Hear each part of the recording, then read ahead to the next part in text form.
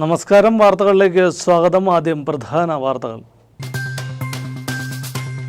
6 വയസ്സുകാരിയായ മകളുടെ മുന്നിൽ വെച്ച് ഭാര്യയെ കഴുത്തറുത്ത് കൊന്നു. പ്രതിയായ യുവാവ് അറസ്റ്റിൽ. കൊല്ലപ്പെട്ടത് പീരുമേട് പ്രിയദർശിനി കോളനി സ്വദേശി രാജലക്ഷ്മി. പ്രതിയായ ഭർത്താവ് രാജ പിടിയിൽ. സംശയത്തെ തുടർന്ന് രാജ ഭാര്യയെ കൊലപ്പെടുത്തുകയായിരുന്നുവെന്ന് പോലീസ്.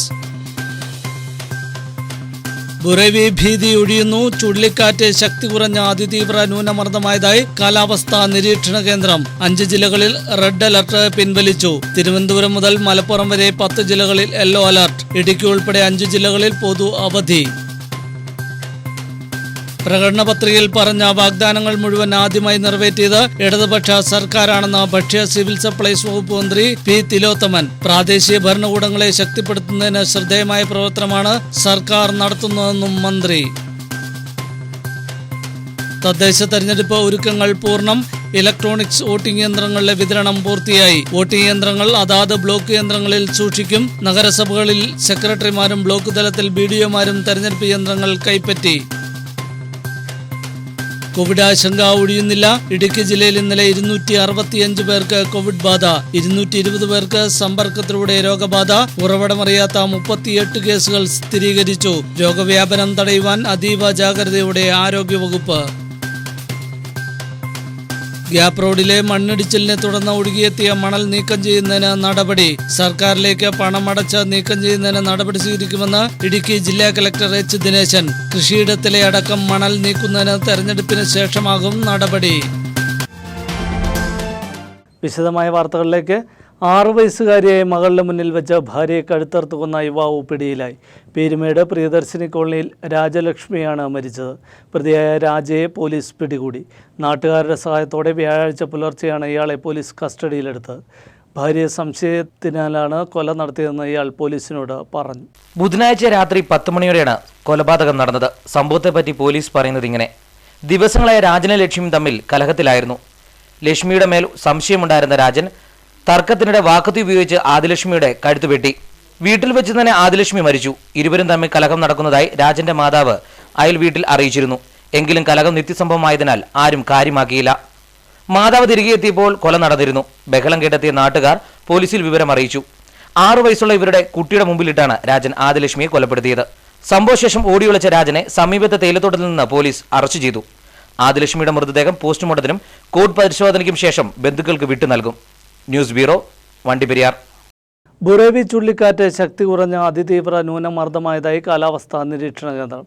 മണിക്കൂറിൽ 50 മുതൽ 60 കിലോമീറ്ററാണ് അതിതീവ്ര ന്യൂനമർദ്ദത്തിൻ്റെ വേഗത. 5 ജില്ലകളിൽ റെഡ് അലർട്ട് പിൻവലിച്ചു. തിരുവനന്തപുരം മുതൽ മലപ്പുറം വരെ 10 ജില്ലകളിൽ യെല്ലോ അലർട്ട് പ്രഖ്യാപിച്ചിട്ടുണ്ട്. ഇടുക്കി ഉൾപ്പെടെ 5 ജില്ലകളിൽ പൊതു അവധിയും പ്രഖ്യാപിച്ചു. തമിഴ്നാട്ടിലൂടെ സഞ്ചരിക്കുന്ന ന്യൂനമർദ്ദം ദുർബലമായിട്ടായിരിക്കും കേരളത്തിലേക്ക് പ്രവേശിക്കുക. ഇതോടെ സംസ്ഥാനത്ത് ബുറേവി ആശങ്ക ഒഴിയുകയാണ്. പക്ഷേ മണിക്കൂറിൽ 40 കിലോമീറ്റർ വേഗതയിൽ വരെ കാറ്റിന് സാധ്യതയുണ്ട്. ഒറ്റപ്പെട്ട ശക്തമായ മഴയ്ക്കും സാധ്യതയുണ്ട്. തെക്കൻ കേരളത്തിൽ അതീവ ജാഗ്രതാ നിർദ്ദേശം തുടരുന്നുണ്ട്. 5 ജില്ലകളിലെ റെഡ് അലർട്ട് പിൻവലിച്ചു. തിരുവനന്തപുരം മുതൽ മലപ്പുറം വരെ 10 ജില്ലകളിൽ യെല്ലോ അലർട്ട് പ്രഖ്യാപിച്ചിട്ടുണ്ട്. 5 ജില്ലകളിൽ പൊതു അവധിയും പ്രഖ്യാപിച്ചു. ബുറേവി ചുഴലിക്കാറ്റിന്റെ പശ്ചാത്തലത്തിൽ അടിയന്തര ഘട്ടമുണ്ടായാൽ പമ്പയിൽ നിന്നും സന്നിധാനത്തേക്കുള്ള തീർത്ഥാടകരുടെ പ്രവേശനത്തിന് നിയന്ത്രണം ഏർപ്പെടുത്തുവാൻ സന്നിധാനത്ത് ചേർന്ന അടിയന്തര സുരക്ഷാ അവലോകന യോഗം തീരുമാനിച്ചു. അതിനെ എങ്ങനെ ഹാൻഡിൽ ചെയ്യുന്നതാണ് നമ്മൾ ആന്റിസിപ്പേറ്റ് ചെയ്തിരിക്കുന്ന ഇവിടെ നാച്ചുറൽ കലാമിറ്റി എന്തെങ്കിലും ഉണ്ടാകാൻ സാധ്യതയുണ്ടോ, അത് എങ്ങനെയായിരിക്കും നമ്മളെ അഫക്ട് ചെയ്യാൻ പറ്റുന്ന കാര്യങ്ങൾ എന്തൊക്കെയാണ്? പിന്നെ ട്രീയുടെ മറിഞ്ഞു വീഴുകയാണോ, അല്ലെങ്കിൽ ലാൻഡ് സ്ലൈഡ് ഉണ്ടാവുകയാണോ, അല്ലെങ്കിൽ വേറെ എന്തെങ്കിലും തരത്തിലുള്ള ഏതെങ്കിലും ഒരു അതെങ്ങനെ നമ്മൾ ഹാൻഡിൽ ചെയ്യും? ആ ഹാൻഡിൽ ചെയ്യുന്നതിന് നമ്മൾ എത്രത്തോളം എക്യുപ്ഡ് ആണ്, അതിന് നമ്മുടെ മൂവ്മെന്റ് എങ്ങനെയായിരിക്കണം എന്നുള്ളതിനെ കുറിച്ച് നമ്മളൊരു കാര്യങ്ങൾ മനസ്സിലാക്കി വേണ്ടിയാണ് നമ്മൾ ചെയ്യുന്നത്. ശക്തമായ കാറ്റിലും മഴയിലും സ്വാമി അയ്യപ്പൻ റോഡിൽ തടസ്സങ്ങൾ ഉണ്ടായാൽ അവ നീക്കം ചെയ്യുന്നതിനുള്ള സൗകര്യങ്ങളും യോഗം ഉറപ്പുവരുത്തി. News desk, Medianet. തദ്ദേശ തെരഞ്ഞെടുപ്പിന് ഇനി 4 നാൾ.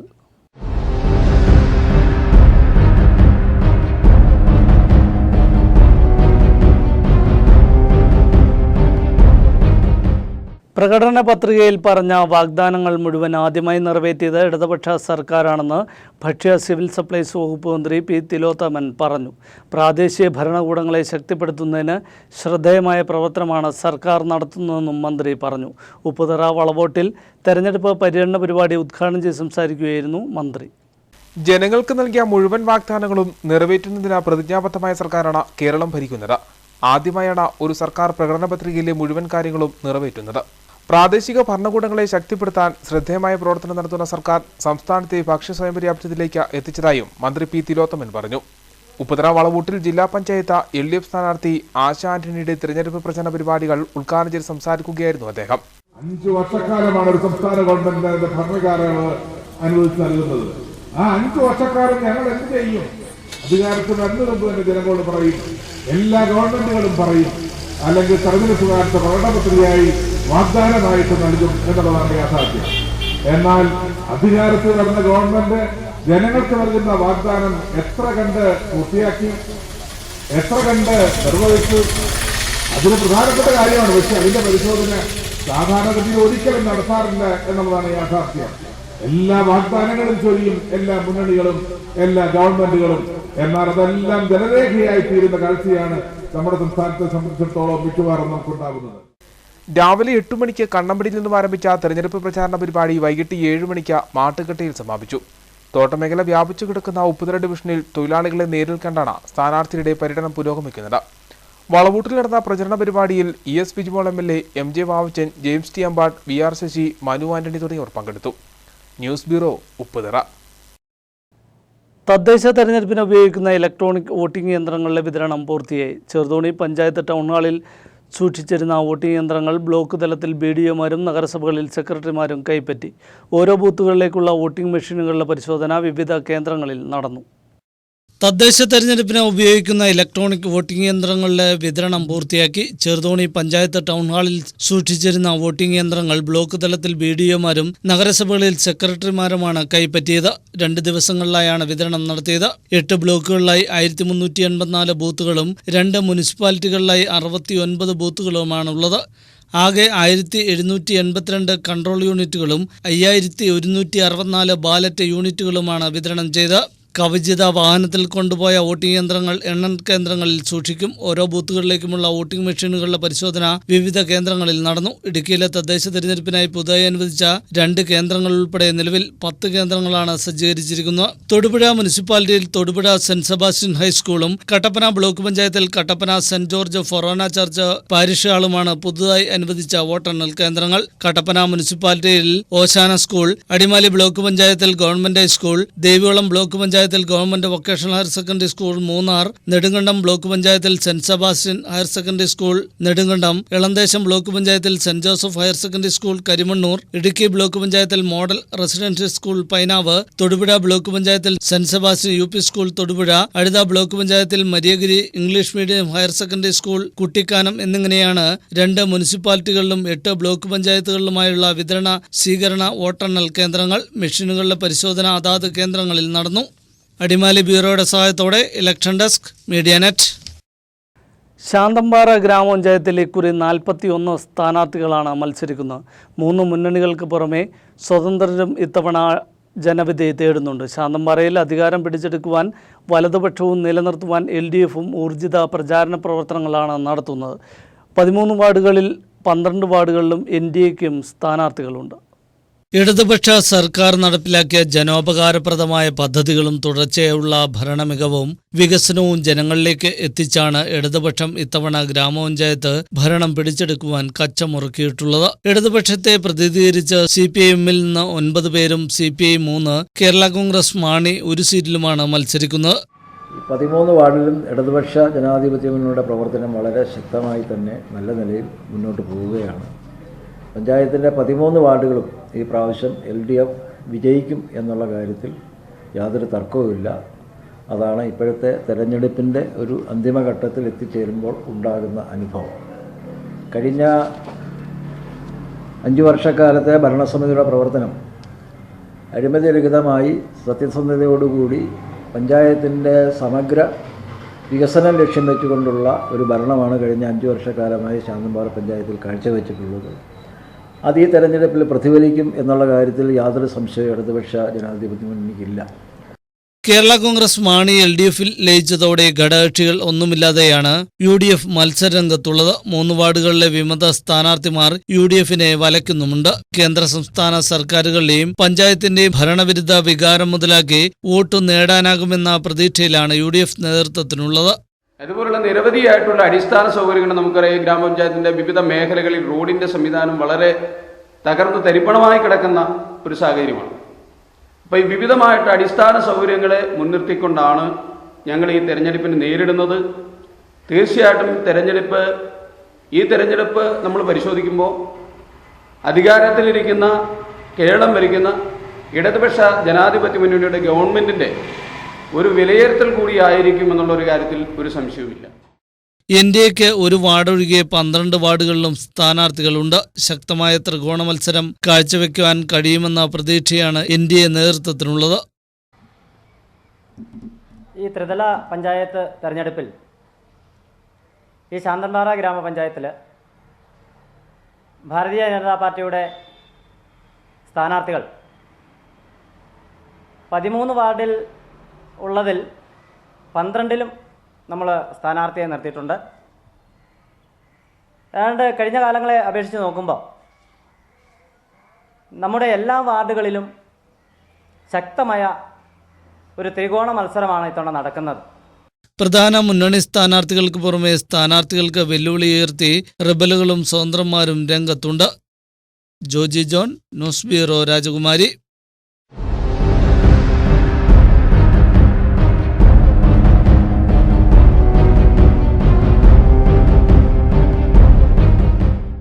ജാഗ്രതയോടെ നേരിടാം.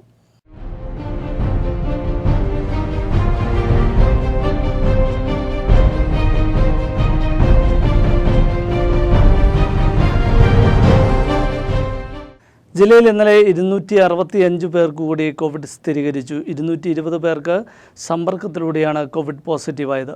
38 പേരുടെ രോഗ ഉറവിടം വ്യക്തമല്ല. മറ്റ് സംസ്ഥാനങ്ങളിൽ നിന്നെത്തിയ 4 പേർക്കും 3 ആരോഗ്യ പ്രവർത്തകർക്കും ജില്ലയിൽ ഇന്നലെ കോവിഡ് സ്ഥിരീകരിച്ചു. ഇന്നലെ 148 പേർ രോഗവിമുക്തി നേടി. കൂടുതൽ വിവരങ്ങളുമായി സൽജി ഇട്ടിത്തോപ്പ് ചേരുന്നു. സൽജി, എന്തൊക്കെയാണ് പുതിയ വിവരങ്ങൾ? 256 പേർക്ക് കൂടി COVID-19 പോസിറ്റീവായി. 220 പേർക്ക് സമ്പർക്കത്തിലൂടെയാണ് രോഗം സ്ഥിരീകരിച്ചത്. 34 പേരുടെ രോഗ ഉറവിടവും വ്യക്തമല്ല. കഴിഞ്ഞ കുറച്ചു ദിവസങ്ങളായി ജില്ലയിൽ കോവിഡ് രോഗികളുടെ എണ്ണം അനുദിനം വർദ്ധിച്ചു വരുന്ന ഒരു സാഹചര്യമാണ് നിലവിൽ ഇപ്പോൾ ഉള്ളത്. ഇന്നലെ രോഗം സ്ഥിരീകരിച്ചവരിൽ 4 പേർ മറ്റു സംസ്ഥാനങ്ങളിൽ നിന്നെത്തിയവരും 3 ആരോഗ്യ പ്രവർത്തകർക്കും ഉൾപ്പെടെ 256 പേർക്കാണ് COVID-19 പോസിറ്റീവായിരിക്കുന്നത്.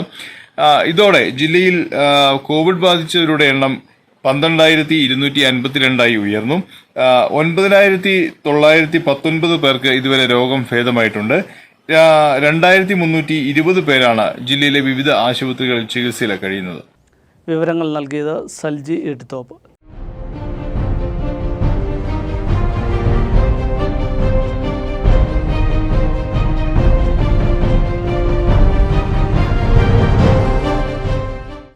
ഗ്യാപ്പ് റോഡിലെ മണ്ണിടിച്ചിലിനെ തുടർന്ന് ഒഴുകിയെത്തിയ മണൽ സർക്കാരിലേക്ക് പണമടച്ച് നീക്കം ചെയ്യുന്നതിന് നടപടി സ്വീകരിക്കുമെന്ന് ഇടുക്കി ജില്ലാ കളക്ടർ H. ദിനേശൻ മീഡിയാനെറ്റ് ന്യൂസിനോട് പറഞ്ഞു. കൃഷിയിടത്തിലെ അടക്കം മണൽ നീക്കുന്നതിന് ഇലക്ഷന് ശേഷമാകും നടപടി സ്വീകരിക്കുക.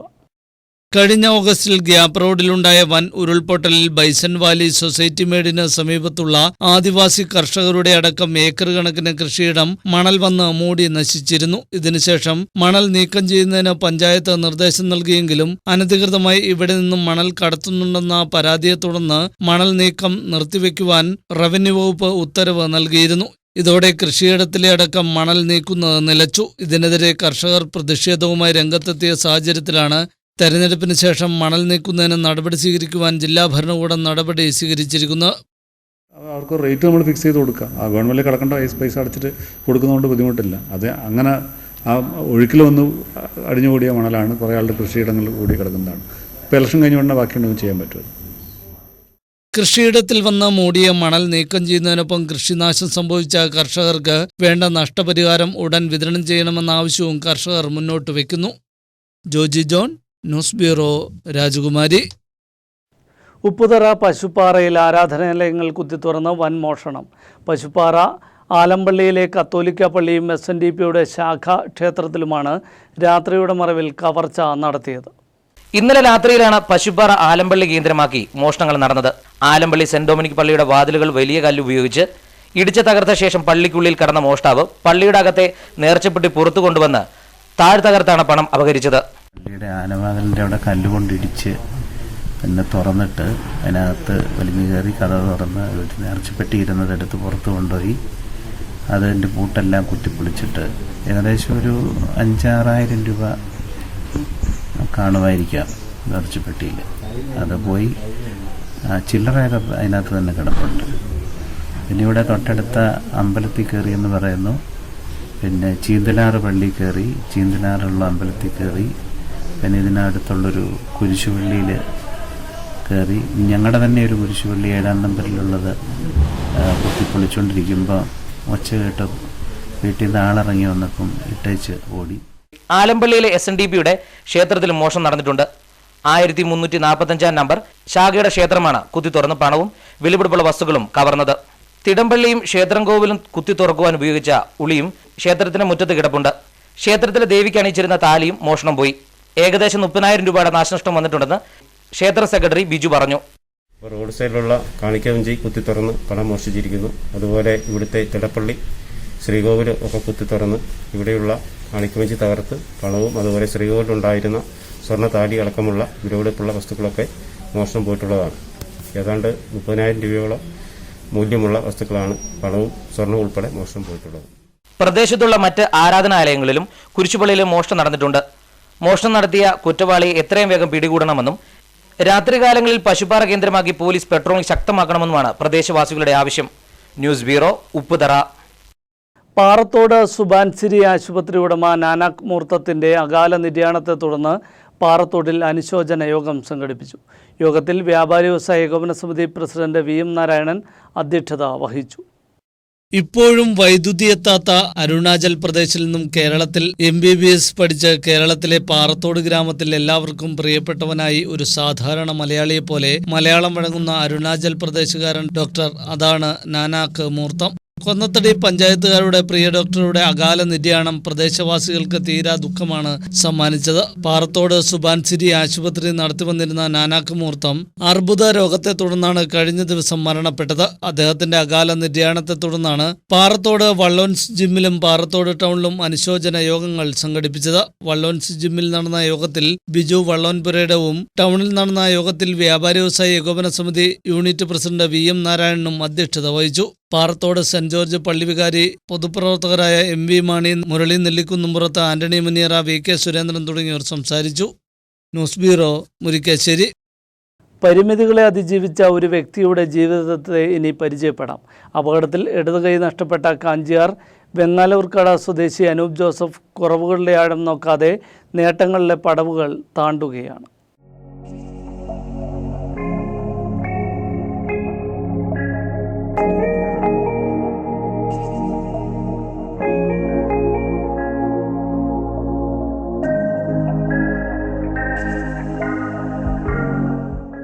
കാഞ്ചിയാർ വെങ്ങാലൂർക്കട പഴുപ്പറമ്പിൽ വീട്ടിൽ ജോസഫ് സിസിലി ദമ്പതികളുടെ മകനാണ് അനൂപ്. 2006 ഡിസംബറിലുണ്ടായ അപകടത്തിലാണ് അനൂപിന്റെ ഇടതുകൈ നഷ്ടപ്പെട്ടത്. തുടർന്ന് കട്ടപ്പനയിലെ സ്വകാര്യ പെട്രോൾ പമ്പിൽ 11 വർഷത്തോളം ജോലി ചെയ്തു. കൈ നഷ്ടപ്പെട്ടതോടെ നിരാശയുടെ നിഴലിനെ പിന്തുടരാൻ അനൂപ് തയ്യാറായില്ല. കുറവുകളുടെ ആഴമളക്കാൻ തുനിയാതെ ജീവിതത്തിലെ ലക്ഷ്യങ്ങളുടെ പാതയിലേക്ക് യാത്ര തിരിച്ചു. യാത്രയിൽ തോഴിയായി അശ്വതിയും പങ്കുചേർന്നു. 1 വർഷം മുമ്പാണ് അനൂപും അശ്വതിയും വിവാഹിതരായത്. അന്നു മുതൽ അനൂപിന്റെ എല്ലാ നേട്ടങ്ങൾക്ക് പിന്നിലും എല്ലാ സഹായങ്ങളുമായി ഭാര്യയും ഒപ്പമുണ്ട്. കുറവുകളെ തോൽപ്പിച്ചത് സുഹൃത്തുക്കളുടെയും കുടുംബാംഗങ്ങളുടെയും പ്രചോദനവും മനസ്സിന്റെ ധൈര്യവുമാണെന്ന് അനൂപ് പറയുന്നു. എല്ലാം നേടിയെടുക്കാൻ പറ്റി. ഒരു കുറവുള്ളതായിട്ട് എന്താ പറയുക, വീട്ടിലിരുന്നെങ്കിൽ ഇന്നും മാനസികമായി തകർന്ന് വീട്ടിലിരുന്നേനെ.